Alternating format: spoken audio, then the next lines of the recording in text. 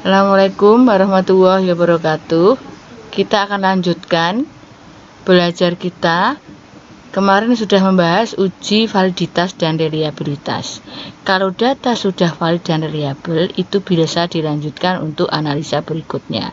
Nah, sekarang Anda buka lagi menu SPSS. Nah, ini jadi masih kosong ya.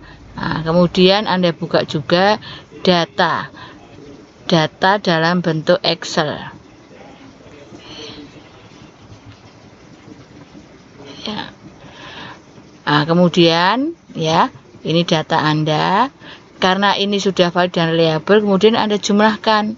Nah, di sini ada X1, ada 4 nomor, Anda jumlahkan, X2, X3 Anda jumlahkan sendiri-sendiri ya.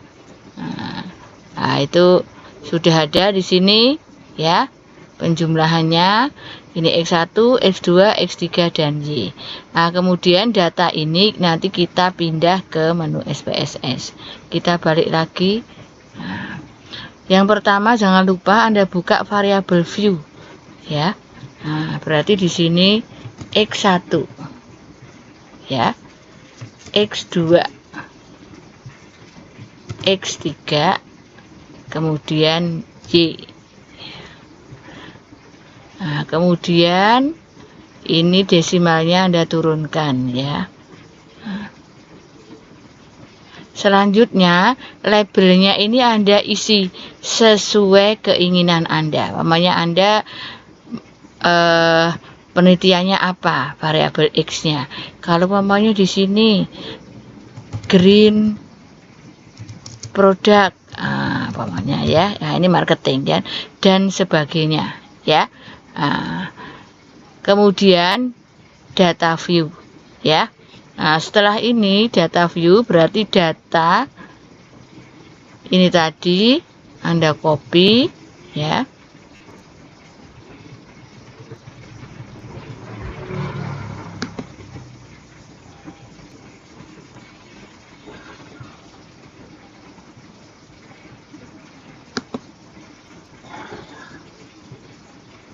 Ya, jadi seperti ini ya.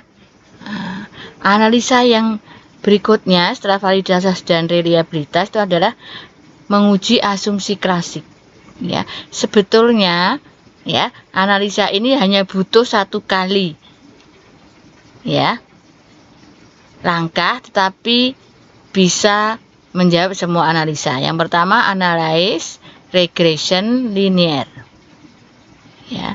Kemudian ya, Y ya. Di sini Y itu adalah dependent ya. Variabel Y itu Anda masukkan ke dependent, kemudian variabel X1 Anda masukkan ke independent. Satu-satu seperti itu ya. Kemudian oke. Ya. Nah, ya, setelah oke kita tunggu hasilnya. Nah, ini adalah hasilnya. Ya.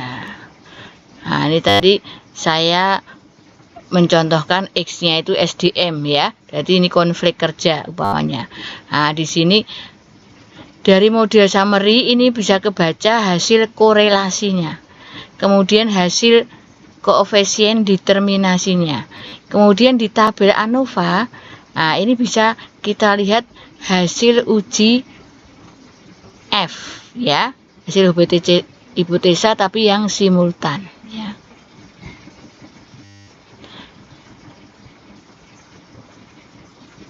Ya, kemudian bisa lihat juga koefisiennya. Nah, koefisiennya ini adalah persamaan regresi. Ya, kemudian di sini kita bisa melihat hasil uji T-nya. Ya. Ya, di mana variabel dependennya adalah kinerja. Nah, itu Anda lakukan bisa berulang-ulang ya. Kemudian berarti untuk X1, untuk X2, untuk X3 sendiri-sendiri.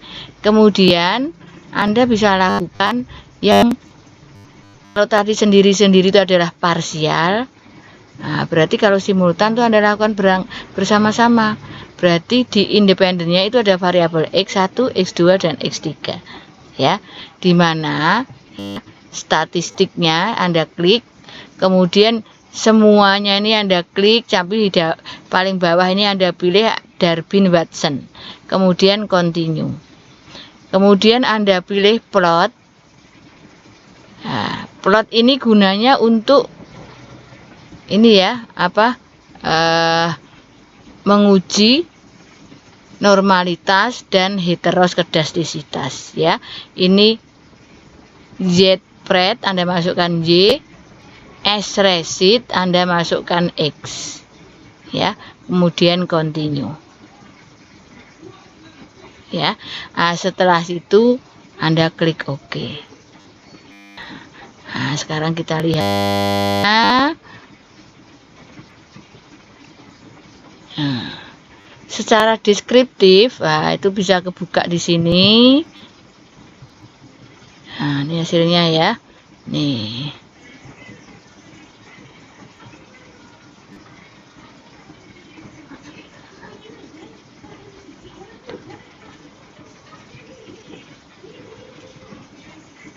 Nah, kemudian ini korelasinya, ternyata begitu kita lihat, ternyata yang berpengaruh, yang ada korelasi itu hubungan ya, jangan salah.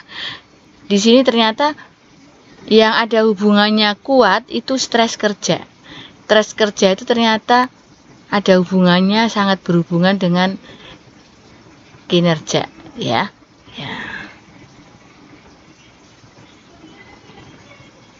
Kemudian ini Anda bisa lihat juga hasil korelasi keseluruhan. Kalau tadi secara parsial, ini adalah secara simultan. Kemudian Anda bisa lihat koefisien determinasi ya, dimana koefisien determinasi karena variabel X-nya lebih dari 2, atau ya kita melihatnya dari adjusted R-square ya. Nah, berarti ini 32,8% kinerja itu dipengaruhi oleh stres kerja, konflik peran dan konflik kerja, sisanya dipengaruhi oleh variabel lain. Kemudian di sini ada ANOVA ya. Ini hasil uji F-nya. Kemudian ini adalah persamaan regresinya. Nah, di sini ada tanda negatif, ada tanda positif. Ya, berarti kalau ini, kalau konflik kerjanya turun, nah itu kinerjanya naik. Nah, jadi ini pengaruhnya itu berbanding terbalik ya. Kemudian Anda lihat T-nya. Nah, di sini ada uji multikolinearitas. Ini adalah uji dari asumsi klasik. Salah satunya adalah uji multikolinearitas. Nah, ini Anda melihat FIF ya. Nah, di sini FIF-nya itu biasanya di antara 1 atau ada yang mengatakan kurang dari 10 ya. Berarti ini tidak terjadi peristiwa multiko. Nah, kemudian kita lihat